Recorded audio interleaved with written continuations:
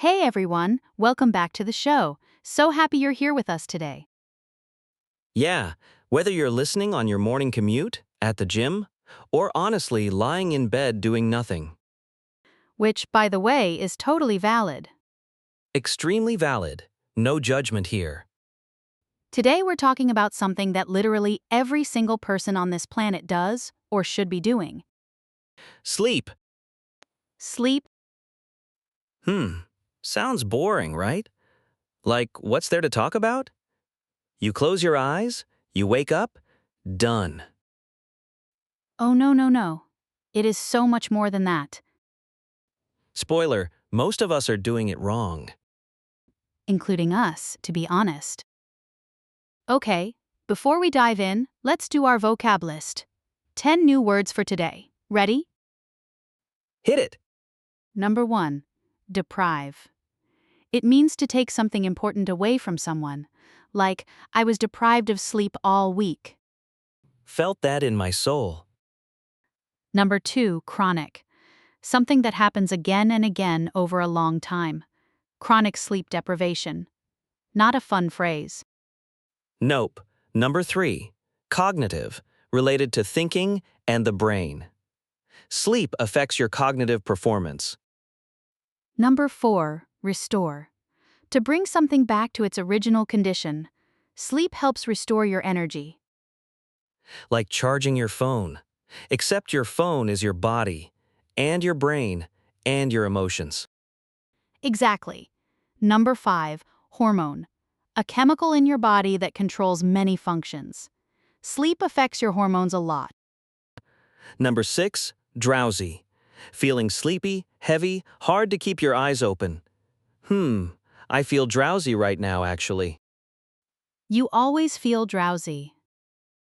Fair point. Number 7, consistent. Doing something the same way every time. A consistent sleep schedule is very important. Number 8, melatonin. A natural hormone your body makes to help you feel sleepy at night. Number 9, fatigue. Extreme tiredness, more serious than just feeling sleepy. Mental fatigue after a long workday. And number 10, vital. Absolutely necessary. Sleep is vital for good health. Not optional, vital. Great words today. We'll use all of them throughout the episode, so listen out for them. Okay, so let's start with the basics. Why do we actually sleep? Right? Many people think sleep is just rest, like your body turns off and does nothing. Like putting a computer on sleep mode. Kind of, but actually while you sleep, your brain is incredibly busy. Doing what exactly? So many things. It's processing memories from the day, cleaning out waste products from your brain cells, balancing hormones, repairing muscles. Wait, cleaning waste products? From my brain? Yes, there's actually a system in your brain called the glymphatic system. It basically washes your brain while you sleep. So my brain is taking a shower at night. Got it. Exactly. And if you're sleep deprived, that shower doesn't happen properly. Ew. Right? That's one reason chronic sleep deprivation is linked to memory problems and diseases like Alzheimer's later in life. Okay, that got serious fast. It did, but it's vital information. Pun intended. There's a saying. Sleep is the best meditation. I love that. When you sleep well, you wake up calmer, more focused, more patient. And when you don't sleep well, You are a different person. a scary person. We've all been that scary person. So the big question, how many hours do we actually need? The general recommendation for adults is 7 to 9 hours per night. 7 to 9. I think I average about 5. And how do you feel? Like a zombie who also has to make decisions. That is literally what chronic sleep deprivation looks like. Cognitive function drops, you make worse decisions, you're more emotional. I cried at a dog food commercial last week. Oh no! It was a very sweet commercial in my defense.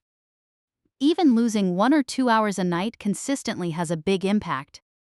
So we're bad at knowing we're tired. Yes. Ironically, the more sleep deprived you are, the less you notice it. That's terrifying. It really is.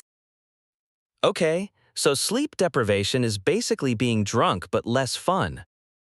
That's actually a decent way to put it. All right, let's get practical. What can people actually do to sleep better? Please, I need this information personally. Tip number 1: consistent schedule.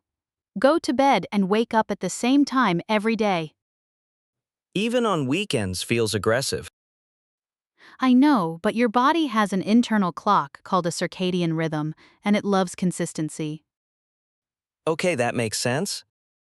Tip 2: limit screens before bed. The blue light from your phone tells your brain it's daytime and suppresses melatonin, So scrolling TikTok at midnight is... basically lying to your brain. My brain has been very lied to. Tip 3: keep your room cool and dark. Your body temperature naturally drops when you sleep. Like a cave. Sleep in a cave. Basically, yes, a cozy, dark, cool cave. Tip 4? Avoid caffeine after 2 p.m. That 4 p.m. coffee can still affect you at 10 p.m. Stares at coffee cup? We need to talk. And tip 5? A wind down routine. Take 20 to 30 minutes before bed to relax. Like telling a toddler it's bedtime. Your body is kind of a toddler, yes. That explains so much about my life. Can we talk about something deeper? Sleep and mental health? Absolutely. When people are stressed, they can't sleep. But then not sleeping makes them more stressed. Exactly. It's a cycle. Stress causes bad sleep. Bad sleep increases stress hormones like cortisol. That sounds exhausting. It is. People with chronic fatigue are more likely to experience depression and anxiety. So fixing your sleep can help mental health? It won't solve everything, but sleep is one of the most powerful tools for emotional resilience. There's a quote I love: each night when I sleep, I die. And when I wake up, I am reborn. That's beautiful. You're literally restoring yourself every night. Or trying to. With our 5 hours. We're working on it. Okay, let's wrap up. Today we talked about why sleep is more than just rest. We learned it's vital to get 7 to 9 hours. We covered 5 tips: consistent schedule, less screens, cool dark room, no late caffeine, and a wind down routine. And we talked about how sleep and mental health are connected. Our vocabulary words today were deprive, chronic, cognitive, restore, hormone, drowsy, consistent, melatonin, fatigue, and vital. One last joke before we go. Why did the insomniac fail the exam? Why? Because he stayed up studying, but couldn't sleep on it. Groans and laughs. Oh my goodness. I thought it was good. It was terrible and I loved it. Remember, start tonight. Put the phone down 30 minutes earlier. You'll thank yourself in the morning. And your brain will literally be cleaner. See you in the next episode.